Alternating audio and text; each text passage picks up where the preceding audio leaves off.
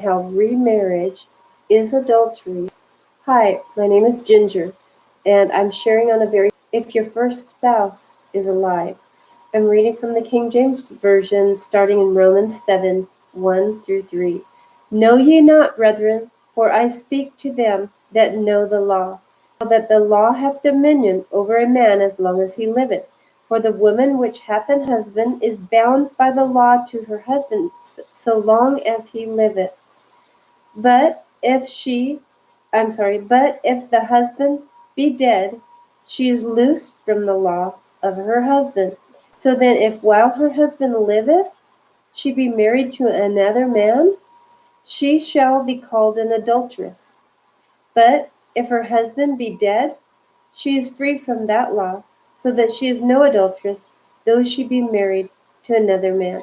I wanted to hold the Bible verses up to you so you can see them here. So this is straight up from the Bible. This is not made up. I wanted to also share from Mark chapter 10, verse 11 through 12. But first I want to comment on this. This is very clear in verse 3 that it says, So then if while her husband liveth, she be married to another man, she shall be called an adulteress. So if you were married, let's just say if a woman was married to a man, and it was their first time getting married, that marriage was fine. But if they got divorced, let's just say whatever, the man left the woman, they got divorced. It doesn't matter who left who, it's a divorce. They have to either stay single or reconcile that to their first spouse. This is very clear. So then if while her husband liveth, she be married to another man, she shall be called an adulteress. But if her husband be dead, she is free from that law, so that she is no adulteress, though she be married to another man. So it's very, very clear here. There's no guesswork at all. If she was married to her first husband and he was married to his first wife, then if they got a divorce, they cannot remarry, or it's adultery. He would be an adulterer and she would be an adulteress. Okay, let's go over to Mark. So if you did that or are in the midst of that, you need to divorce and stay single. Or you can reconcile with your first spouse if you wanted to do that and if they wanted to do that. But in my case, I do not want to reconcile with my first spouse.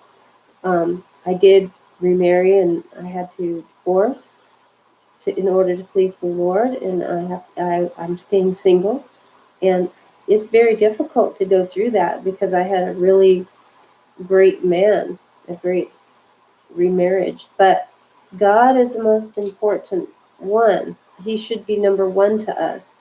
And you have to go with God's terms, not your own terms in life. And God has reasons for this, okay?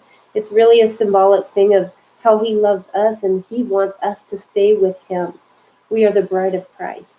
And, it's a covenant. When you make your first spouse, both of you your first time married, that's a covenant marriage. So this is Mark chapter 10, verse 11 and 12. And Jesus is speaking here. And he saith unto them, Whosoever shall put away his wife and marry another committeth adultery against her. And if a woman shall put away her husband and be married to another, she committeth adultery. I'm going to close with 1 Corinthians 6:9. A lot of people think, oh, well, why would God break up a happy marriage? We've got kids together or whatever. How could he hurt the kids like that? Well, if God said it, he has his reasons, and that settles it. We shouldn't say, well, I'm not going to do it because that doesn't sound fun, or I'm not going to do it because I have a comfortable home, or I'm not going to obey God because I have kids from him. It doesn't matter whether you have kids or not from him. If it's painful for the kids, I am sorry about that, because that is painful, but God's rules need to rule. God's terms need to be paramount, first place in our life, not our rules, not how comfortable we can be. All who live godly on earth shall suffer persecution.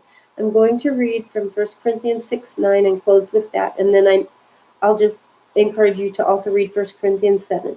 But let me read this. It says, Know ye not that the unrighteous shall not inherit the kingdom of God. Be not deceived, neither fornicators, nor idolaters, nor adulterers, nor effeminate, nor abusers of themselves with mankind, nor thieves, nor covetous, nor drunkards, nor revelers, nor extortioners shall inherit the kingdom of God. And hold this up. So the reason I read this is because it mentions adulterers. And that's what a person is if they've remarried and their first spouse is still alive. Even if you're married for your very first time, but you're married to a divorced person and their first spouse is alive, you have to leave that because that's adultery. Okay?